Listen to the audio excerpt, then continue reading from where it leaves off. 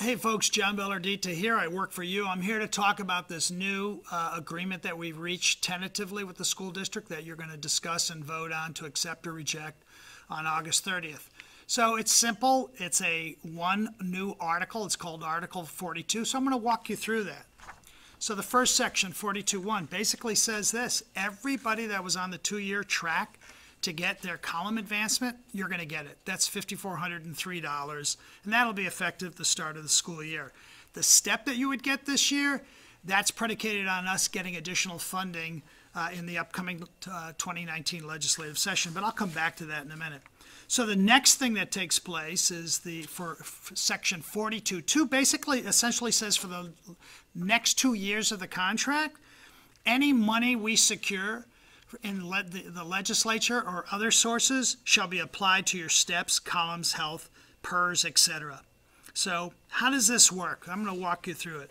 So 42.3 is a section that basically says by January 31st, 2019, the school district will calculate what its basic minimum requirements are to fund the school district. And they're going to share that information with us.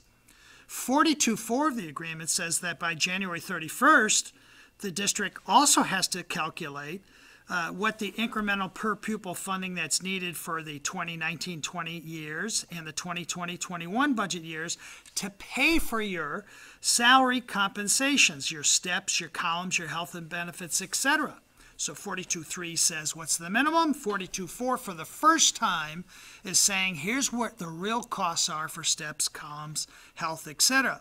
So then the next section is 42.5.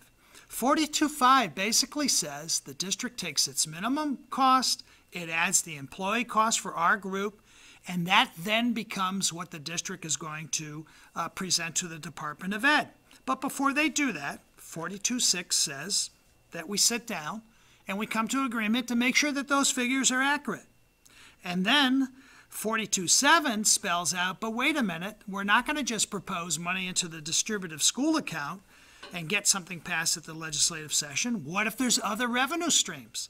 What if there's dedicated funding stream? What if there's the traditional roll-ups? What if there's local funding? What if there's categorical funding? 42.7 basically says if other means of resources, funding come in that's additional for compensation, they shall be also added into it. 42.8 basically says, and this is different, guys, that the parties are bound together to work collaboratively and strategically in the 2019 legislative session to go after the funding that I just spelled out. 42.9 basically says that anything in excess that we secure at the state that is above and beyond their minimum requirements shall go to your compensation. We're referring to that as secure funds. And 42.10 says of all those secured funds, the additional funds that we secure, 70% of it, 70% is guaranteed to go to CCEA represented licensed professionals. So that secured funding, the 70% that we talked about in 42.10, 42.11 clearly spells out that that additional money, unless the parties negotiate differently, goes directly into your step, column, health, PERS, etc. 42.12 essentially says that negotiations have to start May 1st, 2019, and that's important because that's the last month of the session, and that's when they're going to be making decisions on where money goes at the state level and ultimately adopt a 2-year budget. So we want to begin our negotiations in the stretch run so the parties work together to secure that funding. Now, 42.13 essentially says that any other non-economic issue that we have the right to negotiate it at any time during the term of the agreement over the next 3 years. At any time with a 30-day notice, we can serve to the district. The parties convene and negotiate. Likewise with them. And then finally, the last provision is 42.14. It's new, it's different. It essentially says either party can present to either party a pilot project. It doesn't impact the collective bargaining agreement, but it's supposed to essentially try to address some innovative thinking around how can we achieve better student outcomes. Again, it's got to be mutually agreed to. So folks, those are the provisions, 42.1 through 42.14. So, folks, this is a different agreement. There's no doubt about it. And everybody, has a right to be skeptical because it is change. I mean, circumstances have changed. We have to do business differently. We've been going through these arbitrations year after year after year. So this is the first time where we're essentially working with the district to try to secure additional funding, and we will secure additional funding. We did it in 2017, we did it in 2015, and we did it in 2013. But this time, not only do we work together, but that additional funding is dedicated towards your steps, your columns, your health, anything that we want to negotiate over economics. It's not discretionary anymore, where it just goes to the district and it's spent differently. So what is this going to mean? It's not a pay freeze. Any suggestion otherwise is just wrong. We can still arbitrate. Oh, you heard me right. We can still arbitrate over this article. We can find ourselves in the same spot. But you know what? We don't. We want to turn a new corner. It's time to move forward. It's time for us to look at things differently and to fight for additional funding, which means on your part, two things. We want you to come to the ratification meeting on the 30th from 4 to 8 p.m. at the Alexis Center to discuss and either reject or accept this contract.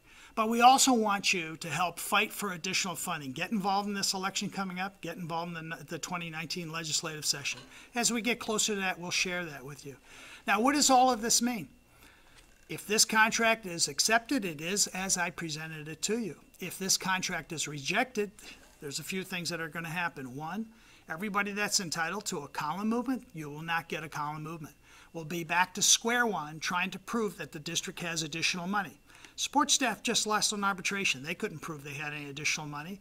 This settlement takes the $68 million that the district had budgeted. I mean, this along with the arbitration award, and essentially has the district with, the ability to pay argument is in their court. And then finally, the arbitration award. This proposal also is coupled with the district walking away from contesting the arbitration award in Supreme Court. But the district still can do that. They still have a timeline to get that in. So if this is not accepted on the 30th of August, the district still could exercise its right to appeal this before the Nevada Supreme Court. So those are the things that are at stake. But I want to close by saying this is different. You have every right in the world to ask questions and be skeptical. For too long, we've seen this narrative that we don't believe in the numbers, we can't trust, we're being asked to take this cut, that cut.